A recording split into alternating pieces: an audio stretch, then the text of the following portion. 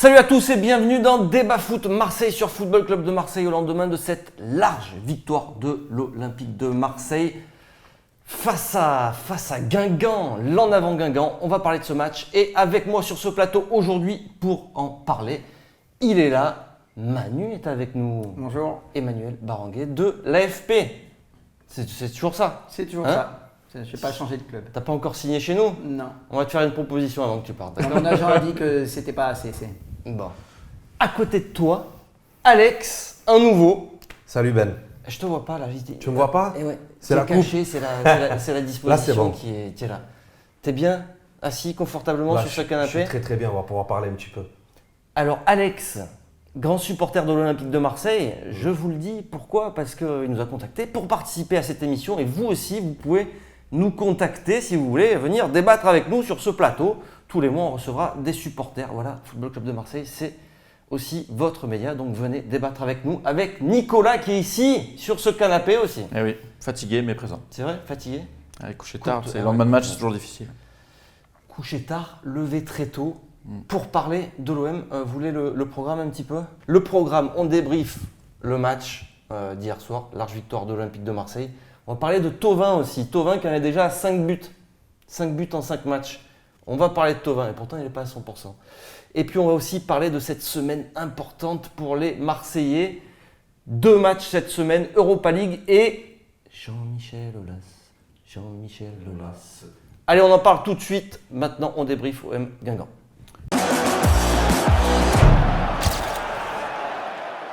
Allez messieurs, on va débriefer ce match d'hier soir. On avait une émission, on ne sait pas si elle est morte ou pas, enterrée. On va débriefer de ça plus tard. Ça s'appelait le décrassage. Et on commençait toujours par l'analyse à froid. Est-ce que tu veux bien nous faire une analyse à froid du match d'hier soir? Brièvement, qu'est-ce que tu as pensé de large victoire, mais en deux première temps. Mi-temps compliqué. Si tu gagnes 4-0 en jouant qu'une mi-temps, c'est bien, c'est que tu es fort. L'an dernier, l'OM était impitoyable avec les petits et ils n'y arrivaient pas contre les gros. Là, ils ont battu un gros, même si Monaco n'est pas encore un énorme gros.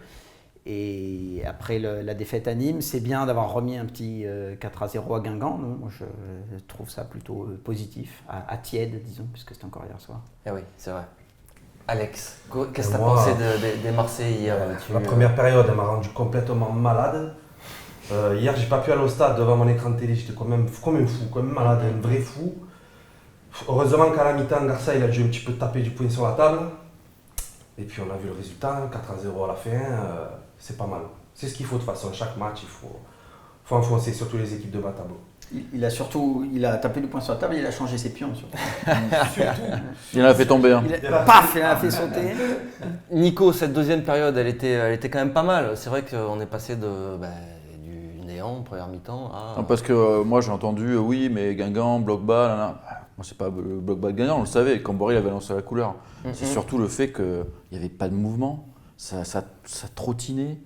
Marseille, ils étaient vraiment pas bons, ils étaient mous, même physiquement, ils n'étaient pas dedans. Il y avait Sakai et Amavi qui essayaient de faire des trucs sur les côtés, mais mis à part eux, ça bougeait pas. Donc oui, on était quand même soulagés de voir une belle seconde mi-temps, mais on s'attendait à ça. On se disait, à partir du moment où l'on va marquer, Guingamp, à 4 défaites de suite, ils n'étaient pas bien, Guingamp. Eux, leur seul espoir, c'était le 0-0. Quoi. Le fait du match, Manu, c'est ça pour toi? C'est changement tactique, changement pas vraiment tactique, mais de joueurs, les choix de Garcia à la pause? Ouais, disons que c'est le gros déclencheur. Je suis moins inquiet que vous d'une première mi-temps ratée. C'est la 5e journée. Bien sûr. L'an dernier, ils ont joué 62 matchs, ils ont raté des mi-temps. L'essentiel, c'est le résultat évidemment, mais c'est d'avoir changé le truc. Ils se sont aperçus qu'ils avaient raté leur truc. Je pense que le changement tactique est important, mais c'est un cliché, mais tous les entraîneurs le disent. Non, il ne nous l'a pas fait hier, Garcia. J'étais pourtant sûr qu'il nous la ferait. Ce qui compte, c'est pas le système, c'est l'animation, blablabla, etc. Je pense qu'effectivement, il fallait changer quelque chose et quand tu changes un joueur et de système, il y a une espèce de... C'est spectaculaire. Les joueurs se disent, bon, c'est vraiment ça, différent. Mais Manu, tu as trouvé qu'il avait vraiment changé de système? Ah bah oui. Parce que moi, je trouve que Sanson, il a joué très haut. Écoute, on en a discuté avant la conf de Garcia hier, on en a discuté entre nous. On était plusieurs à parier sur le 4-3-3, d'autres avaient dit non, on n'a pas changé de système.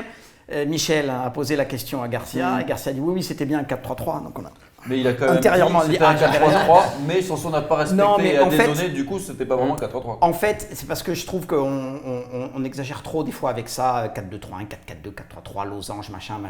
C'est quand même pas un jeu d'échecs, c'est du sport, les mecs, c'est un peu mouvant et tout. Bon, pour le coup, le fait que Payet passe de 10 à complètement à gauche, ça ressemblait déjà assez nettement à un 4-3-3. Alors effectivement, dans ce 4-3-3, Sanson joue un peu en 10, ça peut ressembler à un 4-2-3-1, tout. Bon, il me semble que c'est égalisé. plusieurs fois, on voyait quand même assez nettement Payet, Mitroglou, Thauvin alignés. Qu'est-ce que tu as pensé, toi, de ce changement de visage? C'est ça qui a. Oui, moi, pour l'élément déclencheur, ça a été le premier but de Thauvin. Pourquoi? Parce que ça leur a mis un coup de massue sur la tête au Guingampé. J'ai trouvé qu'ils avaient tenté de faire 2-3 contre-attaques en première mi-temps. Ils ont vu que l'OM était vraiment trop fort.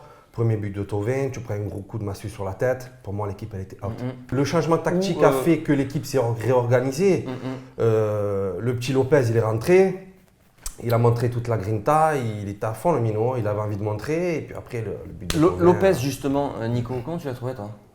Lopez, c'est les matchs pour lui, ça. Ce que je disais, c'était, moi j'ai fait les notes et j'ai mis que c'était un match pour lui. D'ailleurs, il a expliqué en zone mixte qu'il a failli débuter ce match. Garcia a hésité jusqu'au dernier moment à le mettre titulaire. Parce qu'effectivement, quand l'OM ils sont à domicile contre un bloc bas comme ça, le fait d'avoir Lopez qui part un peu de loin, qui distribue ses premières passes, c'est toujours intéressant. Donc c'est vrai que l'entrée de Lopez a été intéressante, mais il y a aussi la sortie d'Ocampos. Et Ocampos, moi j'observais un petit peu ce qui se passait.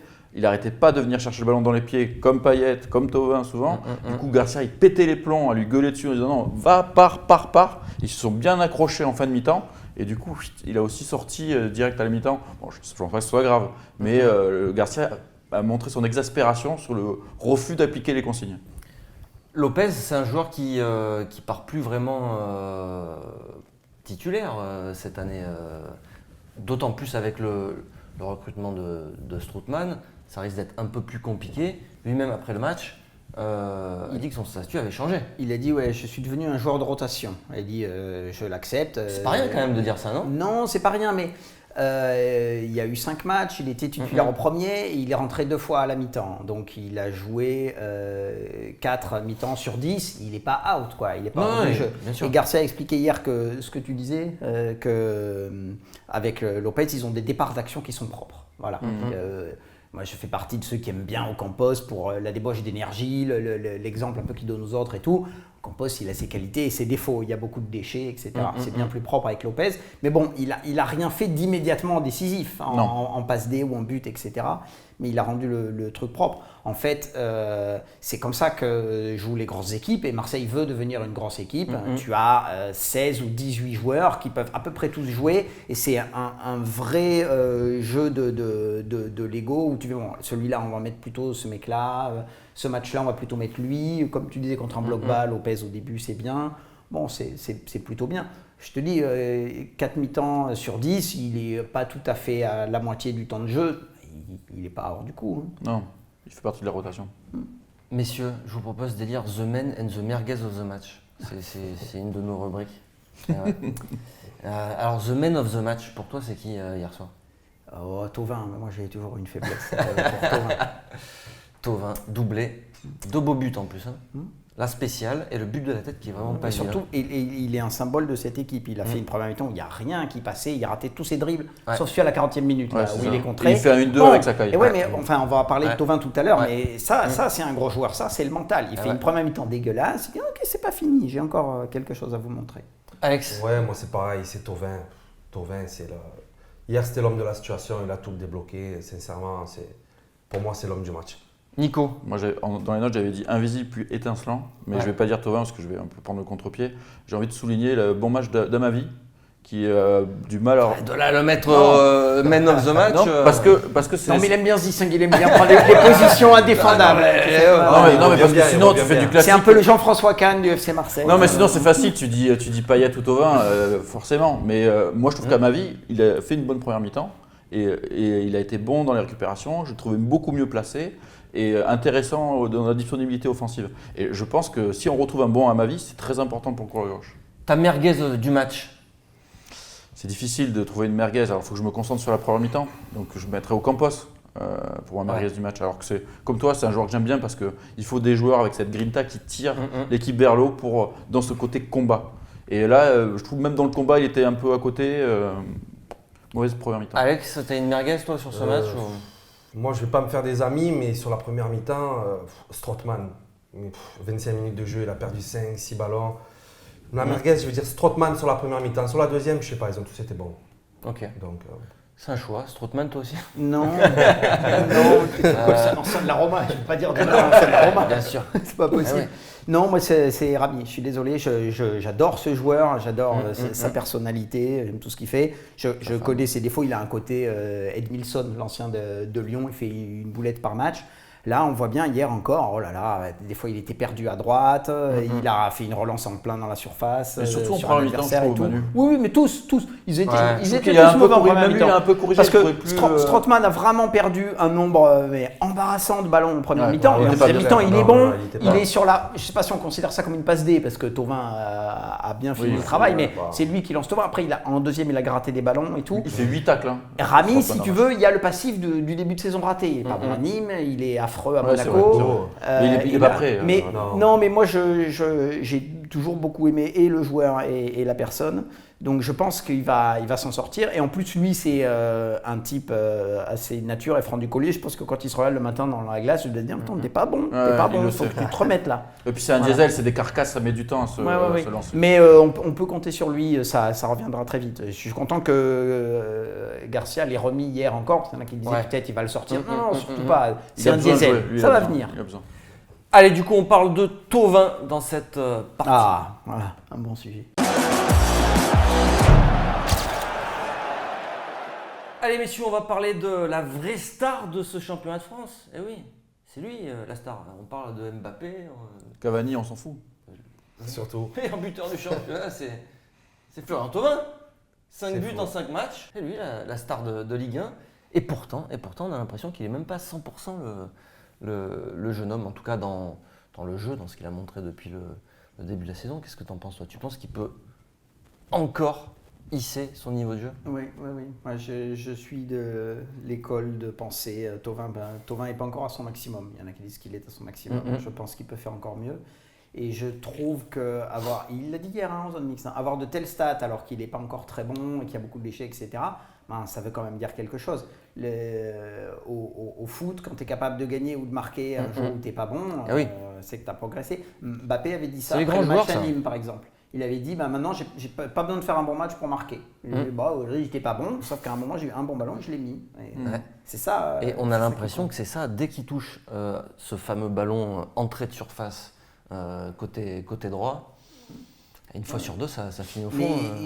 C'est ça qui m'a vraiment beaucoup plu, c'est qu'il en a 2 ou 3 des ballons comme ça en première mi-temps, il les sabote, ses dribbles passent pas, Oui, il se fait reprendre par... il avait Firi sur le dos là et puis Ikoko à droite, il n'arrivait jamais à les passer. Il sait pas, j'aimerais bien savoir ce qu'ils se sont dit à la mi-temps ou ce qu'il s'est dit lui-même à la mi-temps. C'est super ça, de pas sortir de match, de pas se décourager, de continuer. Il retente les mêmes gestes et puis à un moment ça finit par passer. Il a mis sa spéciale. Il n'y a pas 100 000 joueurs non plus en Ligue 1 qui ont un but à leur nom. Quoi. Carrément. Voilà. C'est bien. Et surtout, en plus, c'est vrai, quand tes adversaires te connaissent, savent comment te prendre et tout, lui, la spéciale Thauvin, elle passe. Ça passe tout le temps. Hein. Quand même, tous les défenseurs qui ont Thauvin, ils l'ont vu la vidéo, ils le savent ce qu'il va faire. Tu vois aller jusqu'où, toi, Alex? Je vois aller jusqu'où moi, jusqu'au Bayern. Non, jusqu'au Bayern. Moi, je le souhaite pas. Il faut qu'il reste un maximum de temps à l'OM. Après, moi, je veux voir Thauvin en équipe de France. Voilà. Ouais, on va en parler aussi un petit peu de ça, mais à l'OM, on se disait, la saison dernière, il a des stats de fou, et tout le monde l'attendait, tu vois. Et il a l'air de confirmer. Tu penses qu'il peut refaire encore plus en termes de stats, en termes de... Je pense qu'il va faire mieux, mais de toute façon, il est obligé. Voilà, il faut qu'il fasse mieux que la saison passée. Là, meilleur buteur du championnat, 5 buts, 5 matchs, alors qu'il n'est pas en forme.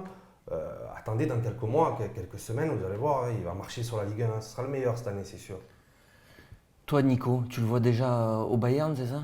Non, je ne vois pas au Bayern, mais je pense que autant cet été c'était tranquille, autant l'été prochain, pour qu'il reste à l'OM, ça va être beaucoup plus compliqué s'il confirme ce qu'il nous montre là. Parce que tu dis il a déjà fait une grosse saison l'année dernière, mais il faut se rappeler que la saison d'avant, déjà, au niveau stats, il était déjà intéressant. Donc là, il commence à accumuler un nombre de buts incroyable. Ça devient l'arme absolue sur son côté droit.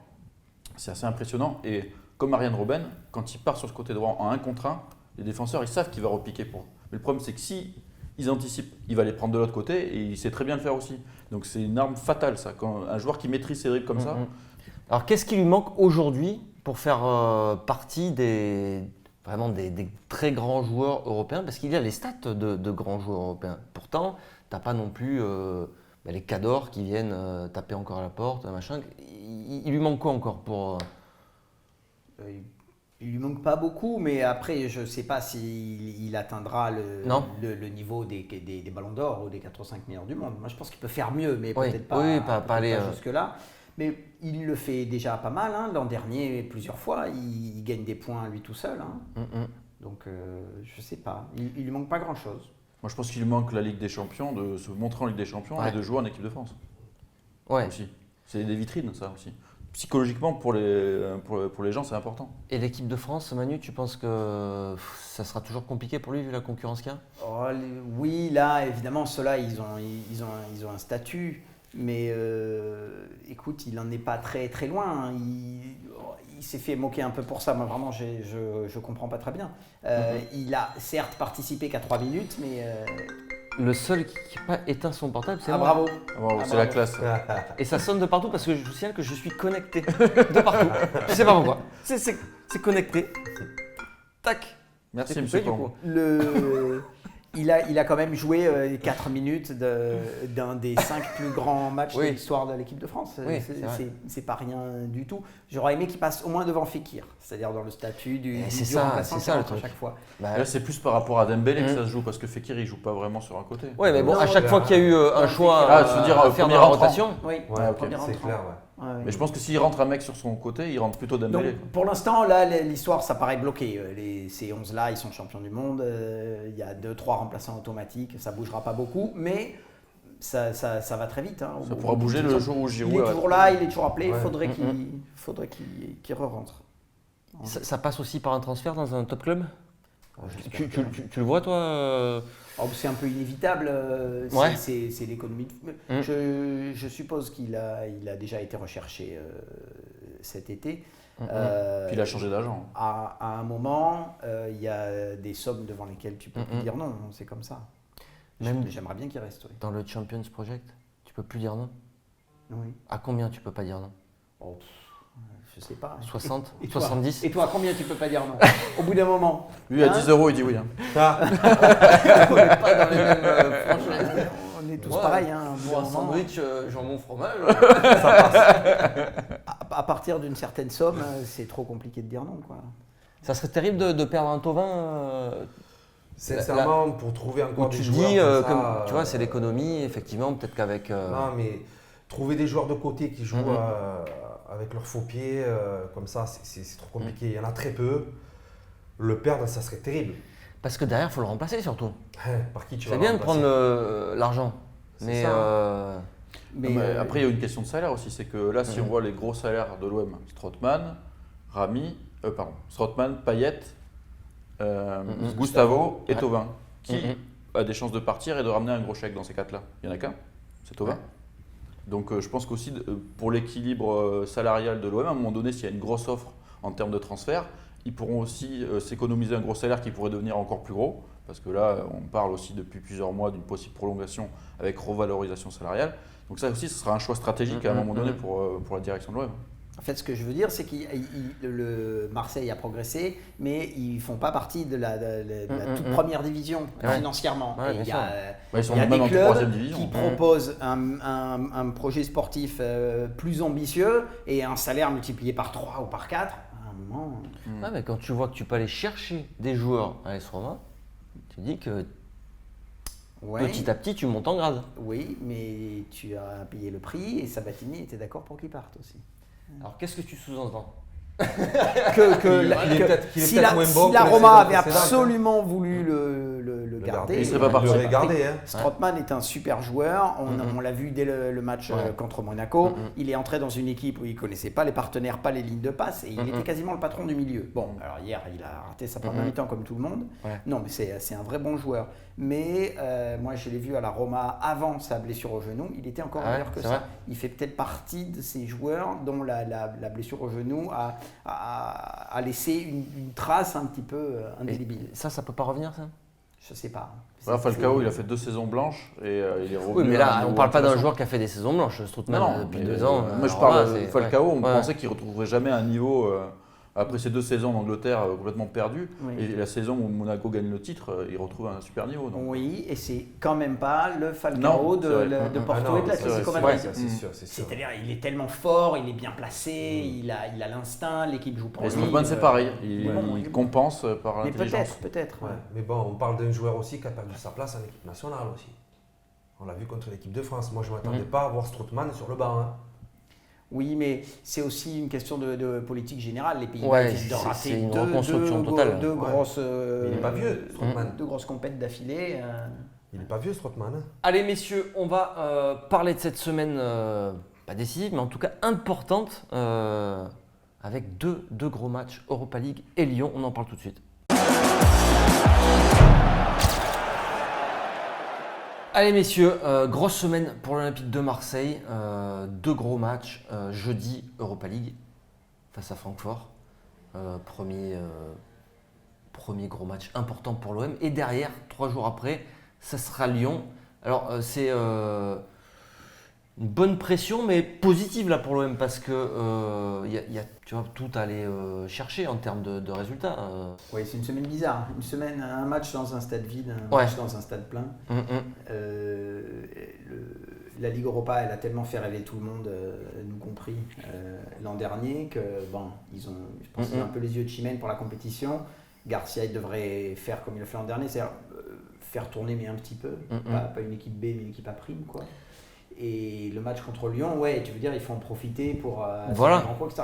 Pour moi, c'est le deuxième gros match, hein, parce qu'à Monaco, c'était un gros match. Faut pas- Même Oui, non, Monaco est bien moins sûr, fort bien et sûr. tout, c'est les gens qui les ont battus l'an dernier Ouais. et qui leur ont pris la place en Ligue des Champions. Donc, c'était bien de les battre. Ouais, grosse semaine. Moi, j'ai une petite tendresse pour la Ligue Europa et c'est affreusement triste de jouer dans un stade vide. Ah ouais, ça va être compliqué. Alex, Moi, je cette pense semaine, qu'il- comment tu l'as... Non, moi je la sens bien. Je pense qu'il ne faut pas avoir peur. Voilà. Il faut foncer. On reçoit Francfort là jeudi. On va y aller. Garcia il va un petit peu chambouler un petit peu son équipe. On va voir peut-être un peu les nouveaux. On attend. Et puis dimanche, on a l'habitude. Hein. Chaque année, on se déplace à Lyon. Eh bien, on va y aller. On a l'habitude, mais L'habitude des d'y victoires, perdre, Ouais, ça on fait a longtemps l'habitude d'y qu'on- perdre. Mais Ouais. vu le match de Lyon contre Caen ce week-end, sincèrement, il y a un bon coup à jouer là. Il faut y aller là. C'est le moment. Hein. Nico, on parle de revue d'effectifs. Manu disait petite revue d'effectifs par rapport, comme l'année dernière, mais l'année dernière, moi j'avais l'impression Ouais, qu'il moi, faisait je des pense grosses revues Les d'effectifs. premiers matchs d'Europa League l'année dernière, il fait des grosses revues d'effectifs, je crois quand même. Il changeait 7 Moi, j'ai titulaires. pas le souvenir. Non, pas tant que ça. Ah ouais, J'ai il me l'impression semble qu'il en a d'avoir changé compté, un ouais, un cinq, par six, ligne six. et peut-être 2 au milieu. Ah ouais, moi il me semble que j'avais compté sur un match 7 remplaçants. Bon, même si des gars comme Bounassar, Valère Germain, c'est des titulaires bis dans cette équipe. Donc eux, ils rentrent, ou même Lopez, ces trois-là, j'ai envie de dire, tu les rentres, ils ont l'habitude, ils connaissent. Après, ça va être la question des recrues comme Tchaleta Tsar, qui devrait jouer son second match. Donc là, lui, c'est plus une inconnue. Après, qui va changer? Parce qu'il ne peut pas mettre que des jeunes. Il y a Camara qui a besoin de jouer. S'il fait jouer Lopez, il ne va pas faire jouer Lopez Camara au milieu. Il ne va pas faire jouer Tchaleta Tsar Camara en défense centrale. Il ne va pas mettre 2 jeunes. Donc il va y avoir des choix importants à faire parce que donner du temps de jeu aux jeunes et aux gens qui ne jouent pas, ok, mais il va devoir garder une ossature avec les gens d'expérience. Donc il y a peut-être des mecs comme Camara, ils vont pas débuter ce match. Ouais, moi je parie sur Rami Tchaleta Tsar. Ah ouais. Il a presque annoncé. Rami Diesel et Tchaleta Tsar parce qu'il va falloir qu'on le voit. Radonjic, je pense pas encore. Par contre, il va peut-être le faire entrer en jeu. Germain devant, ça paraît logique. Parce que là, la rotation. c'est le premier match de poule, c'est quand même un match très important. Tu vois. Le groupe est plus dur que l'an dernier. Ouais. Ah ouais, largement. Donc il faut pas se louper. Mais je suis d'accord avec ce que tu dis. Il n'y a pas de quoi avoir peur. Hein. C'est pas l'Eintracht Francfort qui est finaliste de l'édition précédente. Ça va. Non, mais le fait de jouer dans ce stade vide aussi. Si en plus tu ajoutes de nombreux changements, ça peut. Je trouve que c'est affreusement triste, mais je pense que c'est pas tellement traumatisant pour les joueurs. Non. Je pense que ça. T'as déjà vécu ça, toi? Oui, j'ai fait un matchs à huis clos PSG Bastia au Parc des Princes à huis clos. C'était épouvantablement triste. On aurait dit un truc où C'est bizarre, ça fait un peu un match d'entraînement. Une révolution ratée où on va exécuter des gens sur la pelouse. C'est atroce. C'est pas du tout fait pour ça. C'est débile ce genre de sanction d'ailleurs. C'est débile, ouais. C'est comme quand le prof à l'école il suspend toute la classe parce qu'on n'a pas réussi à savoir qui c'est qui avait bavardé ou jeté la boulette. Mais donc c'est une espèce d'aveu de faiblesse, mais en même temps, il faut bien faire quelque chose. Les supporters marseillais, ils ont abusé à la finale. Non, je dis pas.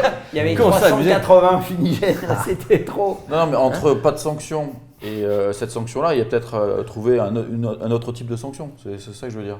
Ouais, mais bon, ça fait longtemps qu'on dit ça. Ouais, il faudrait identifier, etc. Parce que là, ça va casser, comme tu disais, un petit peu cette ambiance qu'il y avait de fête de l'année dernière en Europa League. Là, on se disait ces matchs de poule, ils auraient attiré plus de monde et on aurait peut-être retrouvé. Bon, ils n'auraient pas été pleins, mais on aurait peut-être retrouvé une ambiance sympa. Non, je trouve que c'est pas une bonne solution, le huis clos et ce genre de suspension. Mais il n'y a pas de dialogue possible, quoi. Ils n'arrivent pas à s'entendre. Non, mais tu peux sanctionner, mais différemment, je sais pas. Ils auraient pu faire payer plus cher les places, ou j'en sais rien. Trouver des solutions. Non, t'aurais râlé aussi, t'aurais dit. Nico, 3 jours après, on parlait des fumis à Lyon, donc retour à Lyon. Et les supporters sont prêts, hein. Jean-Michel Aulas. Ouais, les chansons ont retenti hier. déjà. Hier, ça s'est fait envahir à la fancam, là. C'était. L'OM a l'occasion de frapper un gros coup là. À Lyon. Mais les joueurs en ont parlé en zone mixte et ils se méfient quand même parce qu'ils savent que l'année dernière, l'OM a fait un bon match à Lyon et a perdu 2-0. Donc ils se méfient de ce match-là parce que Lyon n'est pas bien et Lyon va jouer City cette semaine en Champions League et il risque de prendre une belle fessée, on l'espère, derrière les clubs français en Ligue des Champions. Et du coup, comment sera Lyon avant ce match? S'ils reprennent une fessée derrière, ils vont avoir une grosse pression. Et j'espère que l'OM va être en capacité justement de leur mettre la tête sous l'eau à ce moment-là. Ouais, je trouve que tu pars un peu la fleur au fusil quand même. Hein. Ils nous ont battus 2 fois l'an dernier. Oui. Ils ont fait mal, hein, la victoire 3-2. C'est là où tu parles avec les champions. Ouais. Victoire 3-2. Grosse rivalité aussi. On sent souvent des déclarations d'après-match marseillaises qui étaient très remontées contre les Lyonnais qui voulaient. Grosse pression sur l'arbitre. Qui va arbitrer ce match? Grosse pression sur la VAR aussi. Ça va. Parce que là, comment tu le vois, Turpin, je crois, qui a ce match à Lyon Moi, j'ai vu le match Lyon-Caen ce week-end. Sincèrement, il y a un énorme coup à jouer. Devant, ils ne sont pas en confiance du tout. Le Dembélé qu'on a annoncé à l'OM, il n'a rien fait. Il n'a pas touché un ballon. Au milieu, c'est moyen. Derrière, c'est un petit peu fébrile. L'entraîneur Genesio, il est comme ça. Fekir, l'entraîneur. Ah oui, c'est lui qui doit remobiliser les troupes. C'est Jean-Michel qui l'a dit. C'est Jean-Michel qui l'a dit. Jean-Mimi, on verra dimanche. Mais non, franchement, il faut y aller et puis il faut. T'es confiant toi quand tu vois cette équipe de l'OM parce que l'année dernière et depuis quelques années, les gros matchs, Manu, c'est pas trop ça. Alors il y a eu Monaco. Et ben voilà, faut enchaîner le deuxième. Ils ont enfin battu un gros et puis les gros matchs, c'est pas trop ça. Faut nuancer. Leipzig chez Salzbourg, c'est les gros matchs, non? Oui, d'accord. Non, mais d'accord, mais en Ligue 1. En Ligue 1, dans les grands mais en Ligue 1, c'est la même équipe, c'est le même jeu. Ouais. Non, ils savent faire. Je pense que tu dis ça parce qu'ils ont vraiment raté les 2 contre Lyon l'an dernier. Parce que au stade Jean-Michel Aulas, il y a Mandanda qui fait une bourde et il domine, il gagne pas. Ça fait mal les matchs comme ça. Je pense qu'ils avaient pris 2 points sur 18 Et le 3-2 au Vélodrome, c'est terrible. Hein. C'est terrible. Ouais. Est-ce que justement, il n'y a pas ce gros coup à jouer? Et tu vois, l'année dernière, même psychologiquement, on sait que ces matchs, ça peut laisser des traces. J'arrive pas à être optimiste et conquérant comme ça avant un match. Non. C'est le moment, il faut leur marcher dessus, etc. En sport, si tu pars trop confiant… Je pense qu'effectivement, il ne faut pas qu'ils aient confiants, mais ils le savent parce que… Trop confiant, tu as besoin d'avoir confiance. Non, mais on a senti dans leur tête, crois pas que tu vas leur marcher dessus. Ils se rappellent dessus. de ce qui s'est passé face à Lyon, ils savent ce qui les attend. Lyon, ils vont être comme des dingues dans leur stade, donc ça va être un énorme match. Mais je pense que justement, au niveau de la confiance, l'année dernière, on se souvient que cette défaite, pas forcément méritée d'ailleurs, surtout à Lyon, le 2-0, ça avait cassé des mini-dynamiques, pas longtemps, mais ça avait mis des petits coups d'arrêt sur des séries. Et là, je pense que là, il y a quelque chose qui est en train de partir et il ne faudrait pas que ça retombe à Lyon. Ouais, parce qu'on n'est qu'à la 6e journée de championnat, mais tu peux déjà les mettre à 6 points, Lyon. Alors, ça ne sera pas définitif. Ah c'est non. très Tu bien. as entendu ce que tu as dit tu vois. Tu te rappelles qu'ils avaient 6 points d'avance Oui, l'an voilà. dernier aussi Oui, mais. Et qu'on n'était pas à la est-ce 5e que journée. Mais c'est important Tu pour vois, bien lancer la saison. Tu te mets bien. Le fameux signal, tu sais, on envoie un signal à toute la Ligue 1. Tu bats Monaco, tu bats Lyon. Ouais, mais je ça sais passe. Et derrière, tu vas chercher Paris. Ça passe déjà par. Je rappelle que l'année dernière, à la même époque, ici, on voulait couper la tête de Garcia quand même. Ouais, Ouais. c'est ça. Comment S'ils font match nul à Lyon, c'est bien. Oui, moi je prends le match. Ah oui, si tu fais match nul, c'est déjà. Ça passe par jeudi déjà. Mm. Dans la tête des joueurs déjà. Jeudi, on va voir comment ça va se passer. Ouais. Parce que Francfort, ils vont pas venir en touriste. Hein. Ça, c'est Nous, sûr. on a eu Salcedo, là, le défenseur mexicain qui nous disait qu'ils étaient très très motivés pour ce match. De jouer le finaliste pour eux, c'est important. Ils veulent montrer que c'est pas la Lazio et l'OM qui vont forcément sortir de cette poule.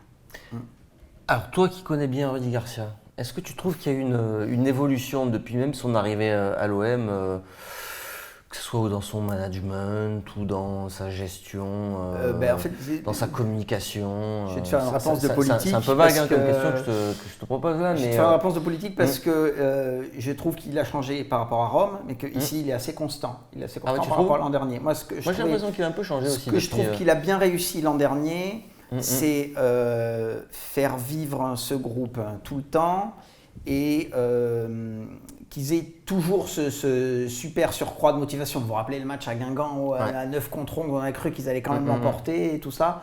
Il y a Je un me état suis dit d'esprit, ça, ouais. le plus dur à refaire, c'est ça. Et là, c'est quand même plutôt bien parti. Quand vrai. ils ont perdu à Nîmes, je me suis dit aïe, aïe, aïe, aïe, aïe, ça, Ouais. ça peut. Tous les trucs, la vie sociale, par exemple, la paix tacite entre Payet et Thauvin qui ne pouvaient pas se piffrer il y a 3 ans, et tous ces trucs-là semblaient fragiles. Je pense que ce qui réussit de mieux, c'est ça. Après, sa science tactique et tout, quand j'en discute avec lui, micro fermé, les entraîneurs eux-mêmes le disent. Ils disent que quand on dit bon coaching, parce que machin, ouais, bon, des fois ça tombe bien, des fois ça tombe mal. Tu fais entrer un type, il fait une passe D ou un but, tu te dis ah bon coaching. Mais bon, tu pourrais tout aussi bien dire, et pourquoi tu l'as pas mis avant alors, tu vois. Mais dans la gestion des gros matchs aussi, souvent on Alors disait, ça c'est le truc qui la, le vexe. la- hein. la- la Il aime préparation pas- mentale peut-être des joueurs pour il les n'aime gros. pas qu'on lui dise Eh ça. oui, je sais. Et ça, je suis d'accord. Et c'était la même chose qu'on disait à Thauvin l'an dernier. Et je trouve aussi que c'est très exagéré. D'abord, les gros matchs, c'est quand même plus difficile à gagner, c'est quand même évident. Hein. Et il en a gagné aussi. Sinon, il ne serait pas allé en finale Coupe d'Europe. Sinon, il n'aurait pas fait le doublé avec Lille, avec une équipe qui n'était pas forcément la plus forte. Avec la Roma, il fait 3 fois deuxième derrière une Juve qui était impossible à rattraper.